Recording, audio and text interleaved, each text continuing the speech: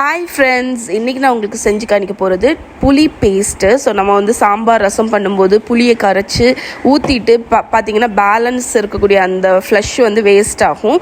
So எந்த வித வேஸ்ட்டும் இல்லாமல் ஃபுட் வேஸ்ட்டை குறைக்கிற விதமாட்டி இந்த புளி பேஸ்ட் செஞ்சு வச்சிட்டிங்கன்னா ரொம்ப கன்வீனியண்ட்டாகவும் இருக்கும், ரொம்ப ரொம்ப ரொம்ப யூஸ்ஃபுல்லாக இருக்கும். ஸோ எப்போவுமே வந்து சீட்லெஸ் புளி வந்து யூஸ் பண்ணிக்கோங்க. நான் வந்து எப்போவுமே ஒரு கிலோ அளவுக்கு பண்ணி வச்சுடுவேன்.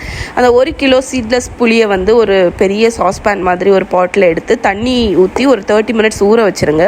அதுக்கப்புறமா அந்த பாட்டை அப்படியே எடுத்து நம்ம ஸ்டவ் டாப்புக்கு மேலே வச்சு ஆன் பண்ணி விட போகிறோம். ஃபுல் பாயில் வரட்டும். ஃபுல் பாயிலிங் ஸ்டேஜ் வந்தோன்னா அடுப்பை லோ பண்ணிவிட்டு ஒரு 15 மினிட்ஸ் நீங்கள் வந்து நல்லா அதை வந்து இந்த மாதிரி மிக்ஸ் பண்ணி மேஷ் பண்ணி விட்டீங்க அப்படின்னா அந்த புளி வந்து கம்ப்ளீட்டாக வெந்துடும், நல்ல சாஃப்ட் ஆயிரும். இப்போ பார்த்திங்கனாலே உங்களுக்கு தெரியும் கம்ப்ளீட்டாக சாஃப்ட் ஆகிடுச்சு. இப்போ இதை வந்து நம்ம கம்ப்ளீட்டாக கூலாக விட்டுற போகிறோம். இது நல்லா கூல் ஆனதுக்கப்புறமாட்டு இதை வந்து ஒரு பிளெண்டர் ஜாரில் எடுத்து நல்லா ஸ்மூத்தாட்டு ஒரு பேஸ்ட் மாதிரி அரைச்சிட போகிறோம். உங்களுக்கு வேணும் அப்படின்னா கொஞ்சம் தண்ணி கூட நீங்கள் ஊற்றி அரைச்சிக்கலாம், அதனால ஒரு பிரச்சனை கிடையாது. ஸோ நான் வந்து ஒரு பவர்ஃபுல் பிளெண்டரில் போட்டு அதை வந்து நல்ல ஸ்மூத்தான ஒரு பியூரே மாதிரி அரைச்சிட்டேன்.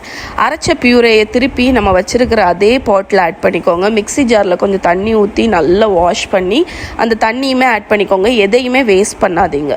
அதை ஆட் பண்ணி நல்லா கலந்து விட்டுட்டு திருப்பி இதை எடுத்து நம்ம ஸ்டவ் டாப்புக்கு மேலே வச்சு ஒரு ஃபுல் பாயிலிங் ஸ்டேஜுக்கு கொண்டு வர போகிறோம். அது எப்படியும் ஒரு 5 to 8 மினிட்ஸ் அது ஆகும். அது நல்லா பாயில் ஆகும். இப்போ பார்த்தீங்கன்னா தெரியும், நல்ல புகை வருது பாருங்கள்.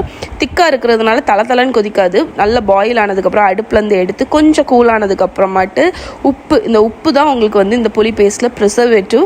அதே மாதிரி இதை நம்ம ஃப்ரீசரில் ஸ்டோர் பண்ணும்போது உங்களுக்கு கல் மாதிரி ஆகாமல் தடுக்கக்கூடிய ஒரு பொருள், அதனால உப்பு ஆட் பண்ணிக்கோங்க. இப்போ வந்து இது கூல் ஆனதுக்கு அப்புறமா ஒரு க்ளீன் ஜாரில், நான் ஒரு சின்ன ஜாரில் வச்சுருப்பேன், ஒரு பெரிய கண்டெய்னரில் வச்சுருப்பேன். சின்ன ஜாரில் உள்ளதை ஃப்ரிட்ஜில் வைங்க, பெரிய ஜாரில் உள்ளதை பெரிய கண்டெய்னரில் உள்ளதை ஃப்ரீசரில் வைங்க. ஸோ இப்படி தான் வந்து புளி பேஸ்ட் பண்ணணும். உங்களுக்கு சாம்பார் ரசம் எது பண்ணுறதா இருந்தாலும் இதுலேருந்து ஒரு ஸ்பூன் எடுத்து நீங்கள் போட்டு பண்ணிக்கலாம். ரொம்ப யூஸ்ஃபுல்லாக இருக்கும், ரொம்ப கன்வீனியண்ட்டாக இருக்கும். இதை கண்டிப்பாக ட்ரை பண்ணி பாருங்கள்.